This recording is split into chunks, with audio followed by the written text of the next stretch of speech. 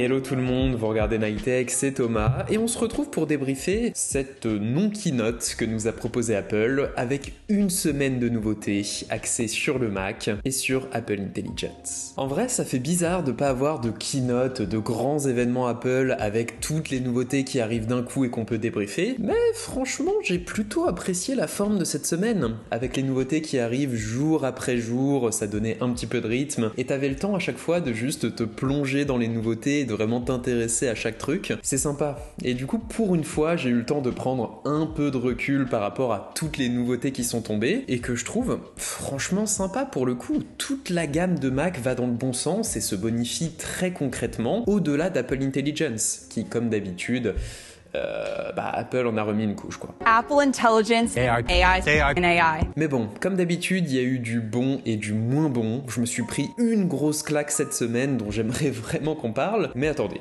je vous propose qu'on se refasse la semaine en partant de l'appareil qui me laisse plus ou moins de marbre pour remonter jusqu'à la grosse claque. Et je vous encourage comme d'habitude à me dire dans les commentaires ce que vous-même vous en avez pensé. Vous me connaissez, comme d'habitude, je vais traîner dans les commentaires, ça va être rigolo. Allez, on est parti avec ce qui m'a le moins impressionné. Excited to give iMac another big update. Première nouveauté et première vidéo de la semaine, l'iMac M4. Ça m'a fait un petit peu de la peine d'ailleurs parce que Tim Cook dans ce format-là passe très clairement au second plan et laisse totalement parler ses product managers. Et derrière, pour l'iMac, c'est assez simple. Il se renforce dans son rôle de station de travail simple et surtout efficace par excellence. C'est principalement un boost de performance avec l'adoption de la puce M4 contre la puce M3 du modèle précédent, ce qui peut sembler peu mais est en fait pas négligeable. Entre M4 et M3, sur le papier comme d'habitude, on a droit quand même à un bon boost de 30% des performances du processeur et de près de 20% sur la partie graphique il me semble. Pas de révolution mais quand même un gros boost par rapport à M3 et par rapport à M2 et M1, c'est d'autant plus conséquent. Et surtout, M4 s'accompagne d'un boost sur la mémoire vive, le modèle standard de l'iMac venant désormais avec 16 Go de RAM de base pour satisfaire les exigences d'Apple Intelligence. Alors, rien de fou en termes d'évolution, vous me direz, mais derrière, l'iMac, c'est toujours des haut-parleurs super convaincants et spatialisés, c'est toujours des lignes élégantes et minimalistes, full aluminium, c'est vraiment le seul ordinateur dont, même si t'en as pas besoin, t'as quand même un petit peu envie de l'acheter, et c'est surtout cet écran, 4,5K, magnifique, avec l'option nano texturée désormais. Tout ça à partir de 1499 €, avec un modèle de base plus intéressant que jamais, avec son boost de mémoire vive. Perso, j'avoue qu'un écran plus grand aurait vraiment fait mon bonheur. Une dalle de 24 pouces pour une vraie station de travail, c'est quand même un petit peu étroit, mais force est de constater que ça devient une machine au rapport équipement-prix, juste super intéressant, sauf pour le stockage. Mais bon voilà, l'iMac c'est mon numéro 4, des évolutions solides mais rien de renversant non plus, et il faut qu'on passe au numéro 3. All about an incredibly powerful tool, MacBook Pro. Un petit peu dans le même sens, mon top 3 c'est la dernière nouveauté de la semaine avec le MacBook Pro.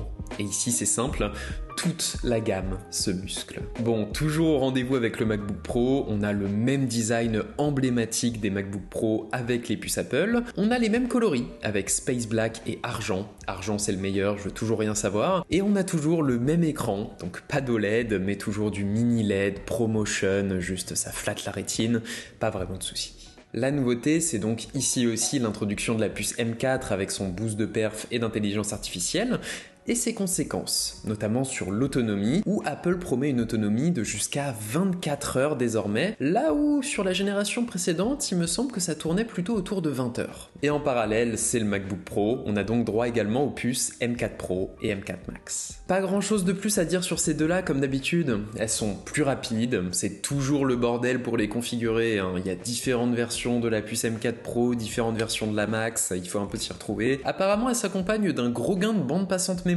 On passe à 273 Go par seconde, là où sur M3 Pro c'était 150 il me semble. Bon, c'est rigolo, mais Apple avait diminué cette bande passante sur la génération M3, donc voilà. En tout cas, si vous faites des tâches graphiques un petit peu lourdes, ça devrait vous aider. Oh, et au passage, le modèle d'entrée de gamme du MacBook Pro passe à 3 ports Thunderbolt, et les modèles M4 Pro et M4 Max adoptent le standard Thunderbolt 5, encore plus rapide. Je demande à voir. J'avoue que le Thunderbolt 4, j'en suis pas arrivé à bout avec mon usage. Peut-être que ça aidera pour avoir un studio display 5K et en 120 Hz. Et derrière, on a à nouveau un gros boost de RAM, avec le modèle de base M4 qui passe à 16 Go de RAM et qui devient un petit peu moins cher, à 1899 €, le modèle M4 Pro qui commence à 24 Go de RAM, et le modèle M4 Max à 36. Déjà, encore une fois, je trouve que le boost apporté par cette génération M4 est loin d'être négligeable en matière de performance, mais surtout visiblement en matière d'autonomie. J'ai hâte de le tester. Et derrière, sur la gamme Pro,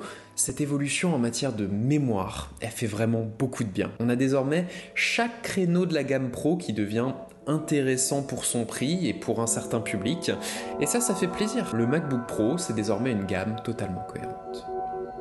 Apple Intelligence is available now. On arrive à mon top 2, et pour le coup, c'est pas vraiment une nouveauté, mais c'est un peu toutes les petites surprises qui ont accompagné ces nouveaux Mac. Déjà, on a la confirmation de la date d'arrivée d'Apple Intelligence sur les iPhones et iPad en Europe. Ce sera en avril 2025. Personnellement, je suis plutôt heureux de la fin de ces démêlés entre l'Europe et Apple, et pour le coup, le scénario est plutôt cool pour nous. En tant qu'Européens, on a des garanties sur le traitement de nos données vis-à-vis du développement de l'intelligence artificielle. On passe simplement à côté de quelques mois avec Apple Intelligence où ça va être clairement de la bêta et où il y a encore beaucoup de features qui doivent arriver. Et en avril, on aura notre package complet avec Apple Intelligence en français et avec toutes ses fonctions. C'est bon à prendre. La surprise numéro 2, c'était les nouveaux accessoires Magic, avec le Magic Keyboard, le Magic Trackpad et la Magic Mouse. Ils passent tous en USB Type C et c'est le seul changement. Mais personnellement, ça fait déjà mon bonheur, étant donné que ça veut dire que c'est la fin du Lightning dans mon écosystème personnel. Tout ce qui me restait, c'était le Magic Trackpad. Et voilà, ça va être réglé. Et la dernière surprise, c'est que même les MacBook Air M2 et M3 ont eu droit à leur évolution et passent à 16 Go de RAM de base. Dites-moi si vous avez repéré d'autres petits bonus comme ça, mais personnellement je suis déjà content et j'ai commandé mon Magic Trackpad.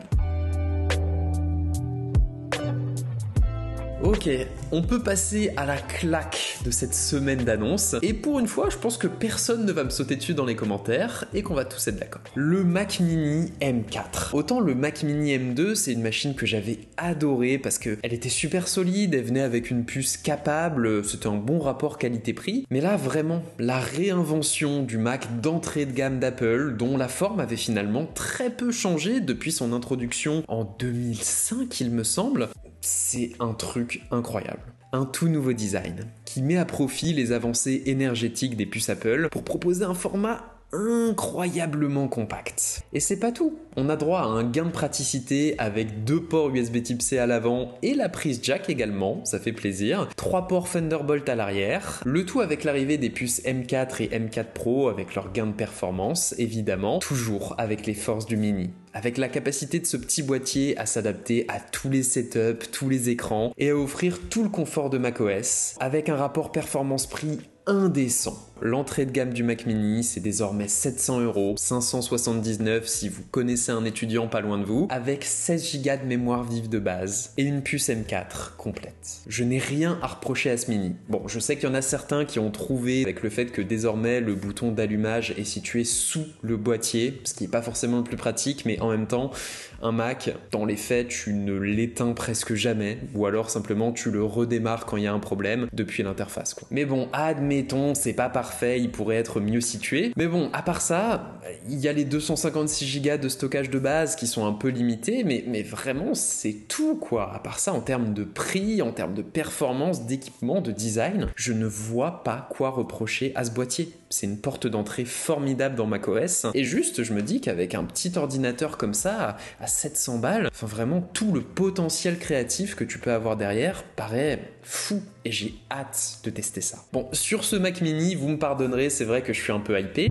Mais voilà, c'est mon top 1, je vois vraiment pas quoi dire d'autre dessus. Et de mon côté, je pense que ça veut dire que je vais tester le Mac Mini, évidemment, et le MacBook Pro, parce que comme d'habitude, c'est ma gamme de cœur. J'ai hâte de tester ça et de vous en parler. Mais voilà, je pense que ça boucle une série de nouveautés où on voit quand même tous les Macs vraiment s'améliorer, surtout en matière de rapport équipement-prix, et ça fait plaisir de le voir. Et puis écoutez, moi je vous dis à ce week-end, cette fois, pour une nouvelle vidéo. Ça m'a fait plaisir, prenez soin de vous, et à la prochaine.